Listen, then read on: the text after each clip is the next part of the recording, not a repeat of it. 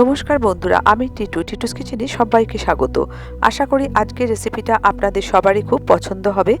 আজ আমি ভুনা মাটনের রেসিপিটা শেয়ার করছি। আমি কিভাবে ভুনা মাটন তৈরি করি সেটা আজকে আমি আপনাদের সাথে শেয়ার করব। যদি আজকের রেসিপিটা আপনাদের ভালো লাগে তাহলে একটা লাইক, শেয়ার ও চ্যানেলটি সাবস্ক্রাইব করে পাশে থাকা বেল আইকনটি প্রেস করে দিন।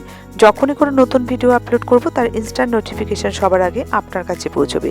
এই ভুনা মাটনটা আমি কিন্তু আজকে প্রেসার কুকার আর কড়া দুটোতে মিলিয়েই করব। কিভাবে করব ভিডিওটা পুরো দেখলেই আপনারা সেটা বুঝতে পারবেন। যদি আজকের রেসিপিটা ভালো লাগে তাহলে অবশ্যই চ্যানেলটিকে সাবস্ক্রাইব করার অনুরোধ রইল। প্রথমে একটা প্যান বসিয়ে তার ভেতরে অল্প একটু বা 1 টিস্পুন নুন দিচ্ছি, ব্ল্যাক পেপার হাফ টিস্পুন, গোটা জিরে দিচ্ছি 1 টিস্পুন, আর বড় এলাচ বা ব্ল্যাক কার্ডামম দিচ্ছি 4টে। এবার এগুলোকে আমি একটু ড্রাই রোস্ট করে নেব। এটা একটা সিক্রেট মশলা তৈরি করব এই ভুনা মাটনটা তৈরি করার জন্য। প্রথমে এটা করে নেব। মিনিট দুয়েকের জন্য এটাকে আমি একটু ড্রাই রোস্ট করব। করে এটাকে আমি গুঁড়িয়ে নেব ঠান্ডা করে। একটা ডিশে ঢেলে রেখেছি। এখানে মাটন নিয়েছি 800 গ্রাম। একটু রেওয়াজে নিতে হবে। দেখুন পিসগুলো কিন্তু বেশ বড়ই রাখতে হবে। আর একটু চর্বি নিয়েছি মাটনের টেস্টটা যাতে ভালো হয়। কালারটা দেখেই বুঝতে পারছেন মাটনটা কিন্তু বেশ ফ্যাট আছে।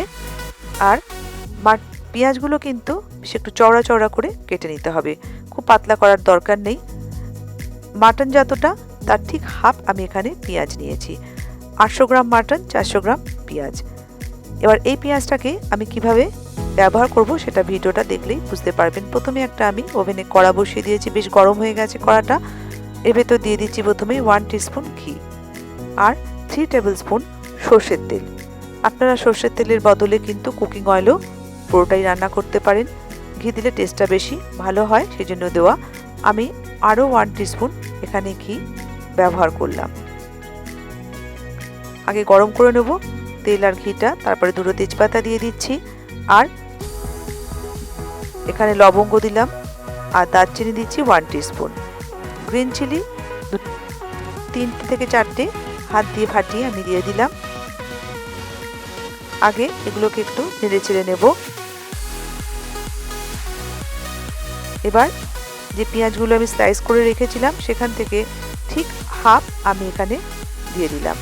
দিয়ে মিনিট 15 জন্য এটাকে আমি একটু রান্না করে নেব, যতক্ষণ না পেঁয়াজের কালারটা চেঞ্জ হয়। আমার ইনস্টাগ্রাম আইডি ইস্টিটু, আপনারা আমাকে ইনস্টাগ্রামও ফলো করতে পারেন। একটু ধৈর্য নিয়ে পেঁয়াজটা কিন্তু ভাজতে হবে, নাহলে রান্নাটা কিন্তু খেতে একদম ভালো লাগবে না। দেখুন পেঁয়াজের কালারটা কিন্তু ঠিক এই রকম অবস্থায় এলে তারপরে আমরা নেক্সট স্টেপে যাব। মাংসটা কড়ার ভেতর দিয়ে দিচ্ছি। 10 মিনিটের জন্য এটা হাই ফ্লেমে মাংসটা পেঁয়াজের সাথে একটু কষিয়ে নেব। আমি এই রান্নাটা আজকে পুরো কিন্তু কড়াই করব না, এটা আমি কড়া কুকার মিলিয়ে করব। পুরো ভিডিওটা দেখলেই বুঝতে পারবেন কোন টাইমে আমি কুকারটা ব্যবহার করছি। এবারে আমি যে বাদবাকি পেঁয়াজটা ছিল স্লাইসগুলো সেটাও কিন্তু এর ভেতর দিয়ে দিলাম। দিয়ে মিনিট 5 জন্য এটাকেও আমি রান্না করে নেব।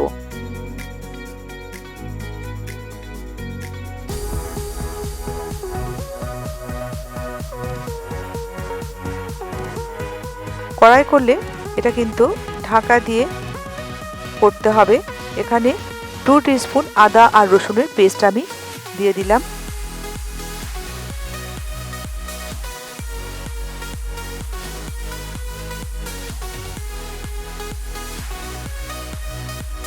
এবার এর ভেতর দিচ্ছি হাফ টিস্পুন হলুদ গুঁড়ো, আর দেগি মির্চ পাউডার দিচ্ছি 1.5 টিস্পুন, ধনের গুঁড়ো দিচ্ছি 1.5 টিস্পুন, একটা টমেটো কুচিয়ে রেখেছিলাম সেটাও দিয়ে দিলাম, স্বাদ অনুযায়ী নুন দিয়ে দিচ্ছি।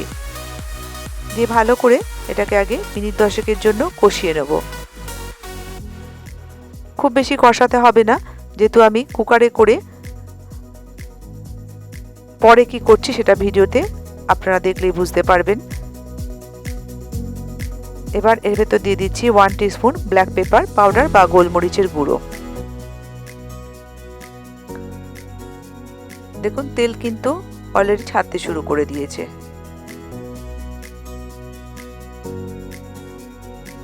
এবার ঠিক এই রকম যখন হবে, কুকারে যারা করবেন তারা কিন্তু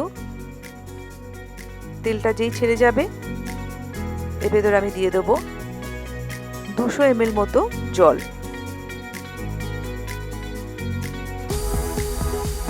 জলটা নিয়ে ভালো করে মিশিয়ে দেবো। এরম পর্যায়ে এলে এটা আমি কুকারে ট্রান্সফার করে নেব। কুকারে কিন্তু দিয়ে দিয়েছি, দেখুন অলরেডি মাংসটা, জলটা দেখেই বুঝতে পাচ্ছেন।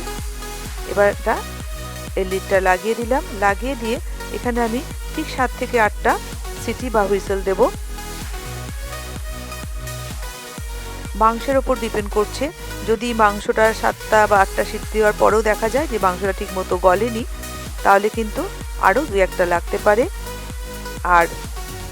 আর একটা কথা, মাংসটা কিন্তু 80% এখানে কুক হবে, বাদবাকিটা ভিডিওটা দেখলেই বুঝতে পারবেন কিভাবে সেদ্ধ হচ্ছে। কখনোই কুকারে কিন্তু মাংসটা একদম গলিয়ে ফেলবেন না, তাহলে কিন্তু মাংসর যে ফ্লেভারটা সেটা কিন্তু পাওয়া যাবে না, পুরো হালুয়া হয়ে যাবে মাংস। আর এই কুকারের যে প্রেশারটা সেটা কিন্তু নিজে থেকে রিলিজ হতে দেবেন। হাত দিয়ে সিটিটা তুলে কখনোই গ্যাসটা বার করবেন না। ঠান্ডা হয়ে গেছে, দেখুন যে থেকে কিন্তু রিলিজ হয়ে গেছে। এবারে ঢাকাটা খুলে দেখাচ্ছি, কালারটা কত সুন্দর এসছে। আর মাংসটাও কিন্তু ঠিক 80% যেরকম আমি চাইছি ঠিক সেইভাবেই কিন্তু সেদ্ধ হয়েছে। এবার এটা আমি কড়ায় ট্রান্সফার করে নেব। কড়ায় ট্রান্সফার করে নিয়েছি। এবার যে এক্সট্রা এই যে জলটা আছে বা গ্রেভিটা আছে সেটা কিন্তু এটা নেড়ে চেড়ে শুকিয়ে নিতে হবে। এবার এর ভেতর দিয়ে দিচ্ছি 2 টেবিল স্পুন দইকে আমি ফেটিয়ে রেখেছি, সেটা দিলাম। আর 1/4 টিস্পুন কেওড়া ওয়াটার দিচ্ছি। কেওড়া ওয়াটারটা দিতেও পারেন, নাও পারেন, দিলে কিন্তু খেতে বেশ টেস্টি হয়। ভালো করে মিশিয়ে নেব। এরপরে কিন্তু রান্না আর খুব বেশিক্ষণ করতে হবে না, অলরেডি মাংসটা কিন্তু নরম হয়েই গেছে।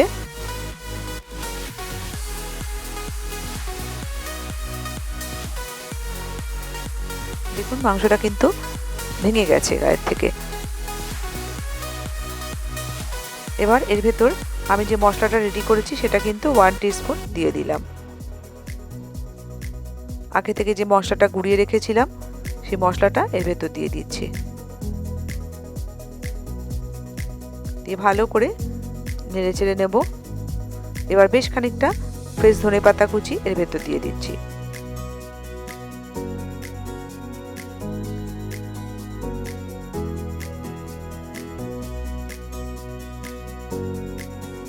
এই সময় খালি গ্রেভিটাকে একটু যদি কম রাখতে চান ড্রাই করে নিতে হবে। ঢাকা দিয়ে দিলাম, ঢাকা দিয়ে মিনিট 4-এর জন্য এটাকে আমি রান্না করে নেব। মিনিট 4 হয়ে গেছে, ঢাকাটা খুলে দেখাচ্ছি। দেখুন গ্রেভিটা কিন্তু অনেকটাই ড্রাই হয়ে গেছে আর খুব সুন্দর একটা স্মেল আসছে। আপনারা সেটা ভিডিওতে অবশ্য বুঝতে পারছেন না, আমি রান্না করছি, আমি এই স্মেলটা কিন্তু পাচ্ছি, দারুণ লাগছে গন্ধটা।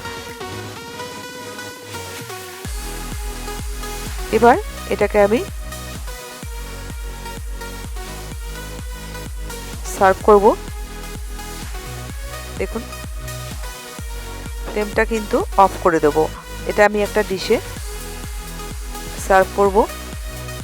ভিডিওটা দেখার জন্য ধন্যবাদ। নিচে কমেন্ট সেকশনে জানান ভিডিওটা আপনাদের কেমন লাগলো। যদি ভালো লাগে তাহলে একটা লাইক, শেয়ার ও চ্যানেলটি সাবস্ক্রাইব করে পাশে থাকা বেল আইকনটি প্রেস করে দিন। ভালো থাকবেন, সুস্থ থাকবেন।